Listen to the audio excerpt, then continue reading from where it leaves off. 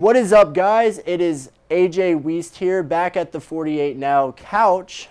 Today I am joined with Miss Niki Sothers. She is the manager of landscape management with the City of Huntsville. Part of her job is to manage the landscape over at the Hayes Nature Preserve. And Niki, this weekend there is a big event for Earth Day going on at the Hayes Nature Preserve. Can you talk a little bit about that? Absolutely. We are so excited about having Earth Day to Hayes. Not only does it bring people to Hayes that maybe have never been there before, but we have all these wonderful vendors that are there to share, things about Earth Day. So it's going to be very interactive. It's completely free to the public. So we got concessions, we have birds of prey, we've got just amazing interactive activities for the kids to do. So it's really a great way to learn about Hayes, but also to learn about different things about Huntsville that you didn't know about as far as plants go, how we handle waste, all those things. So it's going to be a great day. We actually have two different areas for parking.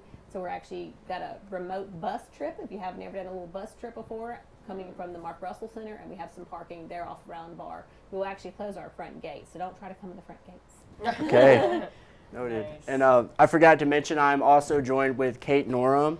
She is with the digital staff, digital content reporter digital here as well. Content producer here. Hello, everyone. So shout out Kate Norum. This is my debut.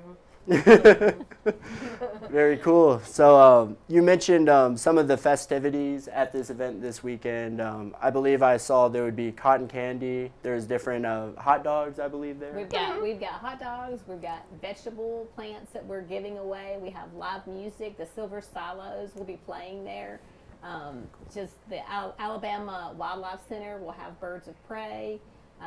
We have a lot of different activities for people, and Alabama Extension will be there with crafts, and we're just really excited to have everybody come out. We've got a playground, of course, and a wonderful greenway that people can experience as well.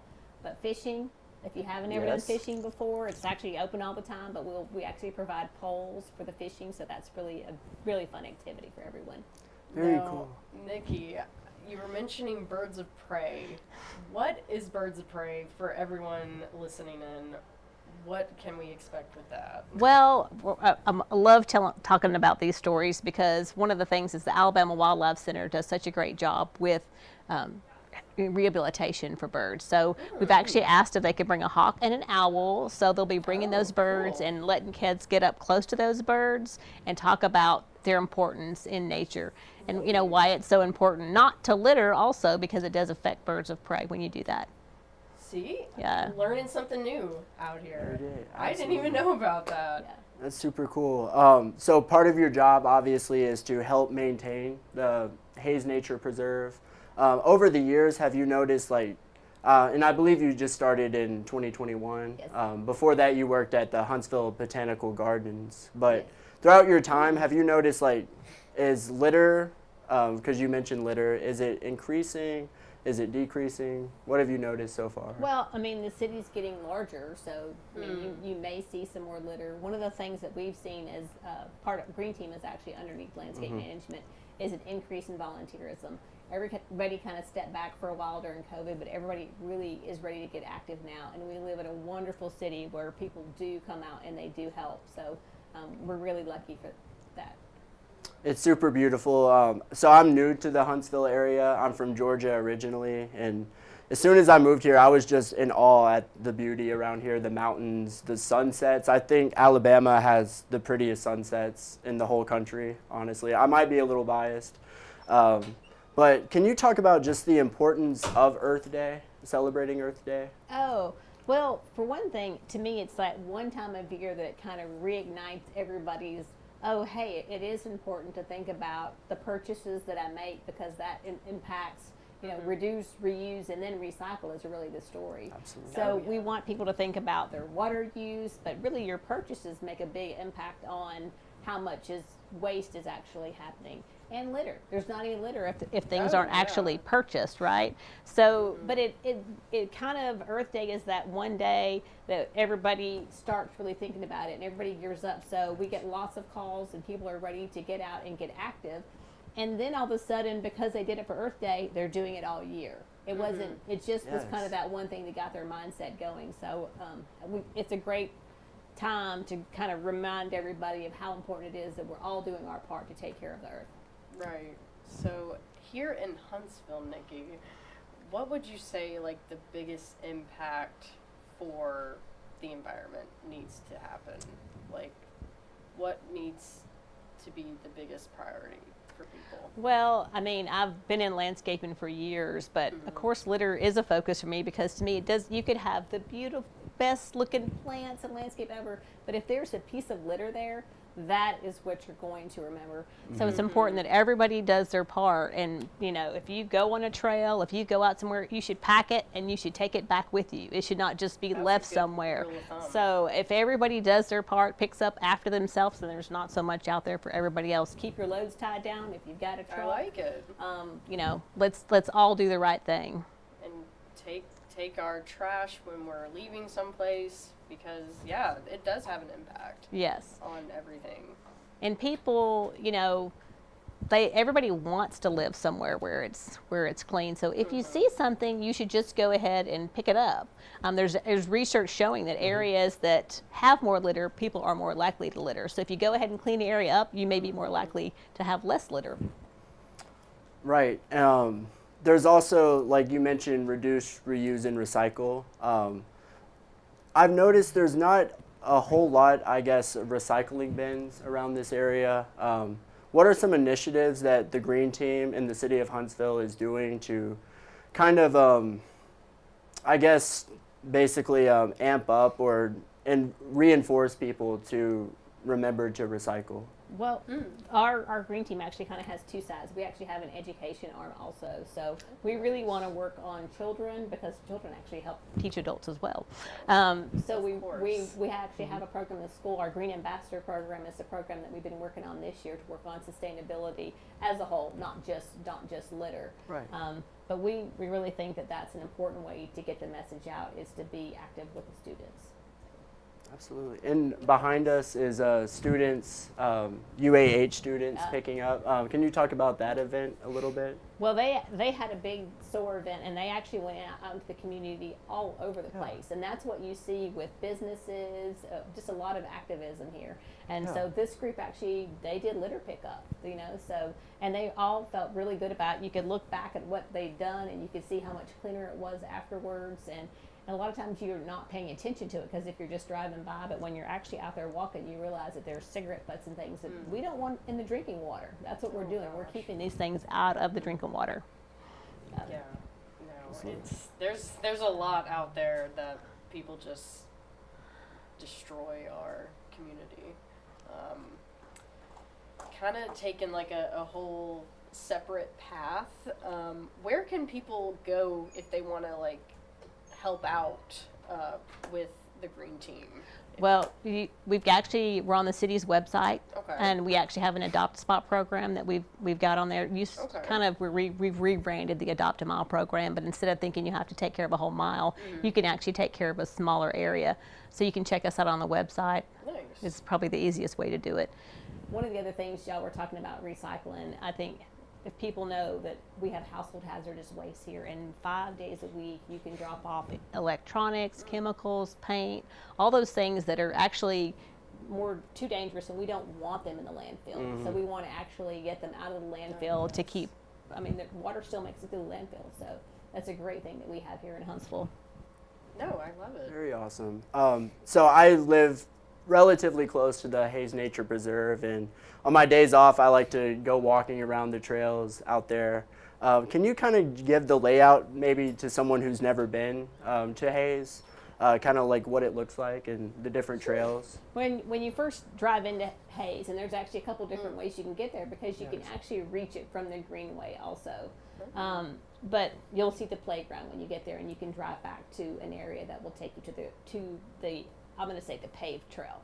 So that's the Greenway. But there's also all these other kind of side trails, including horse trails, believe it or not. Very cool. Yes, saw people that. will bring I their need- horses I need out to there. Go out to Hayes Yeah, Nature and again, Preserve. you can check the city's website, and we actually have a map that you can download and see all the trails that we're maintaining out there.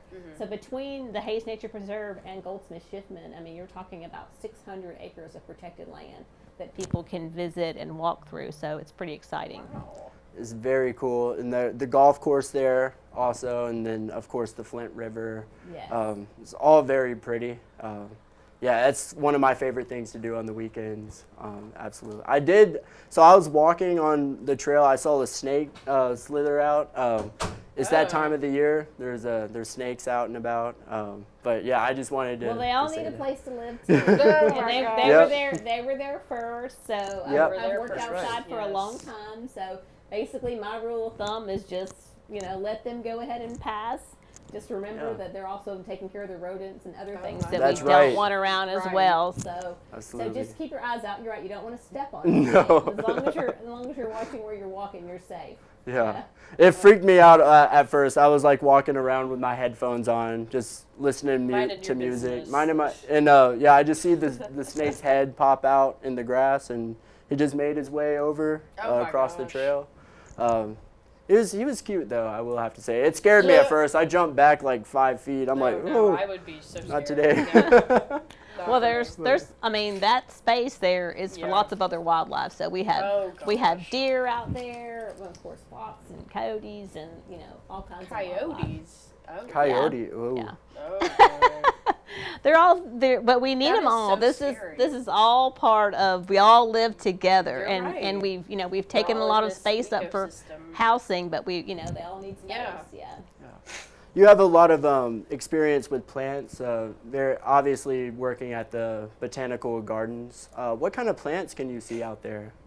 Well, at the Hayes Nature Preserve, it is primarily a native area, so and that's really what you're going to be looking for. In the southeastern U.S., actually, it has a large. I want to say we're like fourth in the world on our diversity, plant diversity. So it's a great place to be. Of course, you go different times of the year to get to see different plants, but we do have some state champion trees out there. We've got a state champion nice. Tupelo tree and Very a cool. hickory also that's a state champion. So that's something to look for Wow. when you go out there. We got Yeah. some trees that are state champions. Yeah, Wow. I am. So, how does a tree go about becoming a state champion? I am a little confused by The that. Alabama Forestry Department, actually, you tell them, hey, I've got this tree, and they go out and they measure it, and Oh. then they actually record it, and then they kind of keep watching it and keep it measured. So it's actually measured by it's called the DBH, but it's the diameter breast height. And they also have a measurement of the crown of the tree, how large it is at the top, like how far does it reach. Oh wow. Oh, Yeah, dang. so they're pretty big trees There's a whole out there. process that goes into it, but Oh yeah, and anybody could have on their How property could have a respectable. state tree, but you Yeah. just have to actually register it Register, to right. actually prove that it is the largest. that is so neat. I think I saw there was also a state champion body of water. It might be one of the trees that are out there, but I was walking by, I saw the sign. It said like state champion. There's a tupelo tree, is that and, it? and Okay. those are only grown in wetlands. Oh. So you'll only find and they have the big buttresses on the bottom of them, so Yeah. it's really big on the bottom, and then it kind of narrows up. But that's how they're able to keep stable in those wet areas. That is so cool. Yeah. Oh my gosh. It's something that you don't see in most woodlands because it is really a wetland area. So it changes, the diversity of plants will change depending on where you're at. Yeah. Gosh, that is so neat. You see, it just gives me more incentive to want to go out to Hayes Nature Preserve now. Yeah. So It's I a- appreciate all the insight into that because I didn't even know that half of that stuff existed. So Yeah. this is Definitely. very cool. Yeah, no, one I weekend need to you get definitely out there. It's beautiful. Like when the sun is out on a beautiful day. It's. Oh my I definitely gosh. recommend it. It's. Yeah, It's and awesome. and there's Sounds some amazing. easy pathways you can do. You can actually ride bike. I've seen people on Ooh, skates yes. out there. Yes. So you don't just have to be a walker or a runner to enjoy it. That sounds great. Yeah. I gotta get me a bike. Definitely. Oh, yeah, you can, and that's one of the great things that Huntsville's doing too, is they're really Yeah. working on the bike paths and improving those throughout the city, so people really can go a long distance from one place to another. Nice. That's super Yeah. awesome. Can you talk a little bit about your time working at the Huntsville Botanical Gardens? What role did you have, and what did you do out there? So I was the director of horticulture for the Huntsville Botanical Garden. I was actually at the garden for about 28 years. So I did a little bit of everything. So one of the things that they do with the garden is they bring a lot of events and things in to get people to come in. Unfortunately, not everybody loves gardens, so we would work on all those other things. But the big thing that I worked on really was working with volunteers, which is what I'm doing with Green Team, and it really does, it ties together that you realize that we really live in this really great city where people give their time. Yeah. It's one thing to give your money, but when you give your time, I mean, you are giving your money also. So that was a really great experience that I had there. Time is money. Time is the ultimate currency, I think. Yeah, it is. That is super awesome. Well, if you want to touch on anything that maybe we didn't ask. Sorry about my phone. Oh, you're all good. You are busy. You are planning an event this Saturday, so you are all good. I will say, one of the things, as someone who's been in this business for a long time, that is my now focus with plants is native plants. So I'm a collector of all plants, but I've really pushed towards native plants, and I can really see the importance of the ecosystem and how important native plants are to providing for our native insects and animals. So that's one of the things that that I like to share my passion with other people. What is your favorite plant? My favorite native plant? Yeah. Well, it's sort of still seasonal, but right now the phlox is blooming. So that's one of the things that I like. But there's actually some combo plants, and that's just a perennial. It comes back every year. But I'm still kind of a collector, so to say one plant's not really fair. Right, yeah. The other ones will get jealous, yeah. That is super awesome. Well, you guys, come on out to the Hayes Nature Preserve this weekend from 10 a.m. to 2 p.m. Yeah. Come out, celebrate Earth Day, maybe grab a hot dog, and just enjoy being here on this planet. Nikki, thank you so much for coming in today. We greatly appreciate it. All right, thanks.